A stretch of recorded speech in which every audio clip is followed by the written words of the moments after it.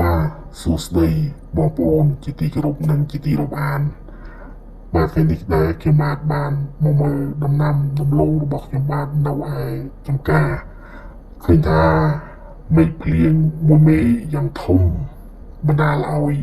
ទាំងដំណាំពោតហើយនិងដំណាំដំឡូងត្រូវបានទឹកភ្លៀងអូសអស់ជាច្រើនបាទដោយដែលបងប្អូនបានឃើញនៅក្នុង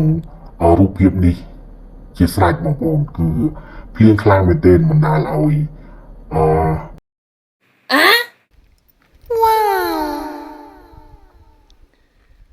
បាទបងប្អូនពោតឃើញថាដុះស្អាតក៏ប៉ុន្តែមេឃបានភ្លៀងមកទឹកតាមប្រឡាយអូតូចហូរធ្លាក់ពីលើភ្នំមកវាទឹកខ្លាំងបងប្អូនទឹកភ្នំវាខ្លាំងអញ្ចឹងវាហូរអូសបាទហូរអូសដំណាំពោតអស់មួយចំនួនហើយកន្លែងខ្លះក៏វាអត់ហូរដែរ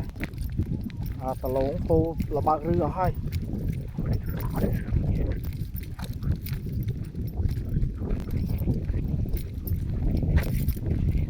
បងប្អូនខ្ញុំនឹងដើរមើលវាមកព្រោះថាតើវាទៅជាយ៉ាងណា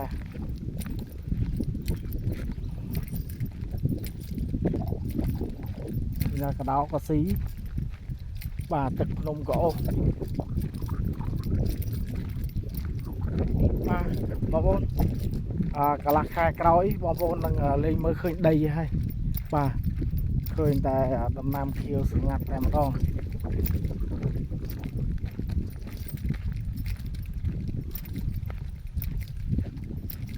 ឥឡូវមើលឃើញតែដីទេបងប្អូនបាទទេវតាបងអោទឹកភ្លៀងនៅថ្ងៃបុណ្យចូលឆ្នាំមួយមេធំមកឃើញថាលិចលងឃើញថាលិចលងបងប្អូន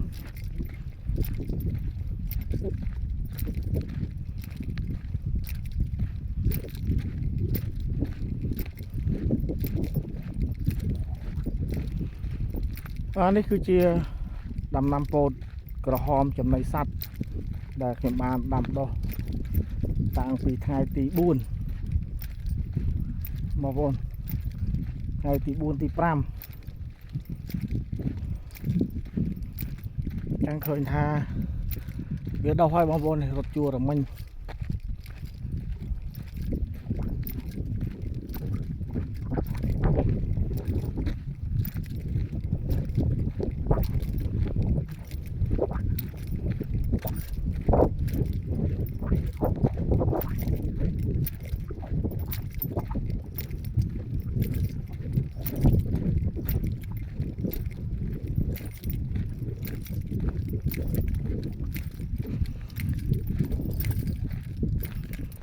នៅខាងនេះដំណាំដលងបងប្អូន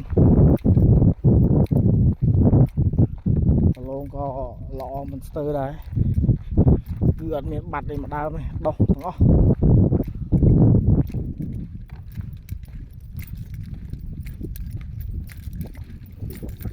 ខាងក្រោមមើលទៅល្វើដល់ហើយ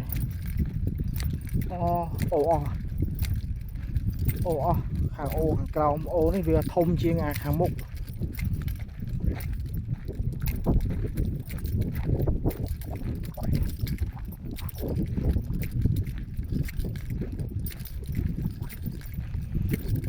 អំណាចទឹកភ្លៀងបងប្អូនអំណាចទឹកភ្លៀងមួយមេធំ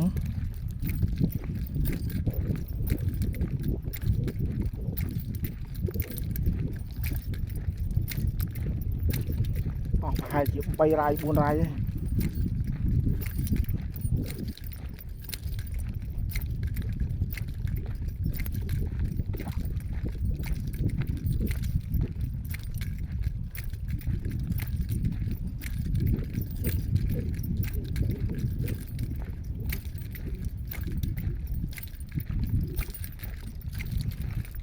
បងប្អូនមើលបាន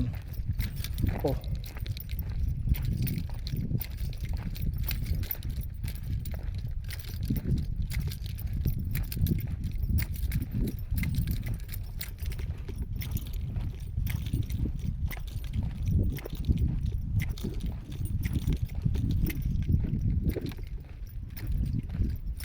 រត់ដោះស្អាតណាស់បងប្អូនតែ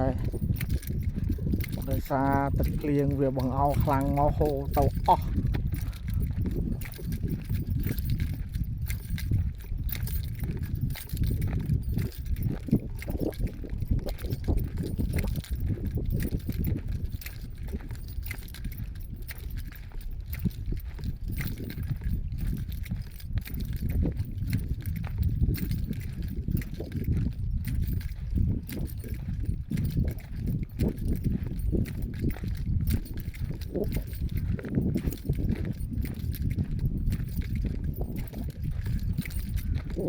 អូមកអស់ហើយបងប្អូនបើសិនជាមកតន់ឃើញការភ្លៀងមិនដឹងជាយ៉ាងម៉េចបងប្អូនទឹកដូចទលេប៉ុណ្ណាទេមើលនេះដានស្នាមដែលទឹកវាអូសបងប្អូនមើលចុះហើយជាប់ពោត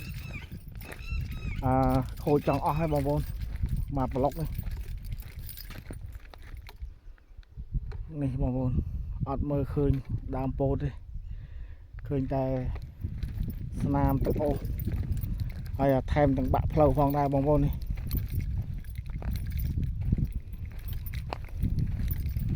ផ្លូវចាក់រាល់ឆ្នាំឥឡូវទប់លេងជាប់ហើយហូរបាក់អស់ហើយ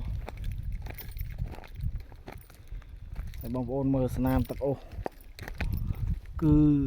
មិនធម្មតាទេទឹកភ្នំបងប្អូនខ្លាំងណាស់តើហូរធ្លាក់ពីលើភ្នំ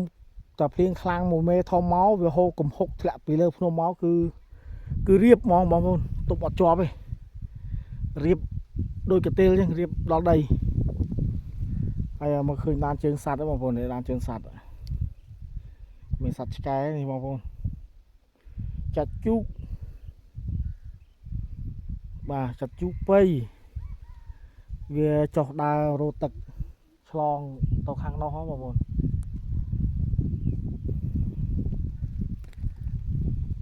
ហើយហូរនឹងទៅអស់ហើយអូទៅអស់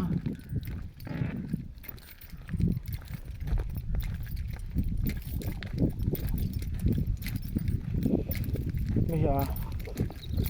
ប្រព័ន្ធលូដែលអ្នកម្ដាយគាត់ធ្វើដើម្បីឆ្លងទៅខាងនោះពីព្រោះខាងនេះវាជាអូមួយ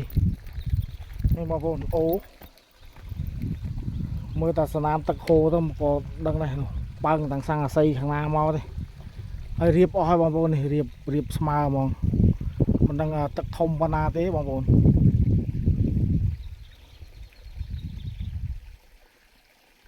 ហូរបើងអស់ដាច់ទាំងផ្លូវទៅថែមទៀតផងនេះប្រព័ន្ធលូដែលអ្នកម្ដាយពូគាត់ធ្វើលូនេះខ្លាំងដែរទប់ទឹកខ្លាំងចំណាយលុយធ្វើលូនេះមានអស់តិចទេបងប្អូនចង់បានផ្ទះវិឡាតូចមួយបាទគ្រាន់តែថ្មរៀបឥដ្ឋហើយនឹងធ្វើលូនេះអស់មិនតិចទេបងប្អូនកន្លែងលូនេះវាបាក់ឯងវាបាក់ខាងលើស្នាមទឹកបងប្អូនស្នាមទឹកអូហូហើយមេឃនេះដូចសូវស្រួលទេប្រហែលជាមានមកទៀតតែមកទៀតលិចលងអស់ហើយបងប្អូន